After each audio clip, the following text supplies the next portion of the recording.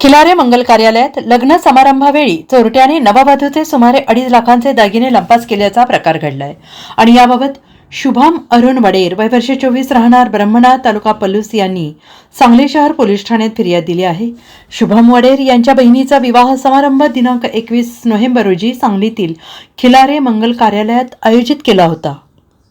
लग्न समारंभासाठी दोन्हीकडील नातेवाईक, पाहुणे, मित्रमंडळी यांची गर्दी झाली होती आणि मुहूर्तावर अक्षता पडल्यानंतर पाहुणे नातेवाईक शुभेच्छा देत होते आणि दुपारी 1:30 ते 2च्या दरम्यान चोरट्याने गर्दीचा फायदा घेत मंगल कार्यालयातील वधूची खोली गाठली, पाहुणा असल्याचं भासवलं। त्यानंतर नववधूचे सुमारे 2.5 लाख रुपयांचे दागिने बेमालूमपणे चोरले। त्यानंतर कोणाला संशय येऊ न देता पलायन केले। दुपारी 2च्या सुमारास वधूचे दागिने चोरीस गेल्याचे समजताच शोधाशोध सुरू झाली। सर्वत्र शोधूनही दागिने सापडले नाहीत आणि त्यामुळे चोरट्याने डाव साधल्याचे लक्षात आले आणि याबाबत वधूचा भाऊ शुभम वडेर यांनी दिनांक 26 रोजी रात्री फिर्याद दिली। शहर पोलिसांनी मंगल कार्यालयात जाऊन चौकशी केली, तसेच सीसीटीव्ही फुटेज तपासून ताब्यात घेतले आहेत। आसपासचे फुटेज तपासण्यास सुरुवात झाली आहे। Bureau report SBN Marathi, Sangli.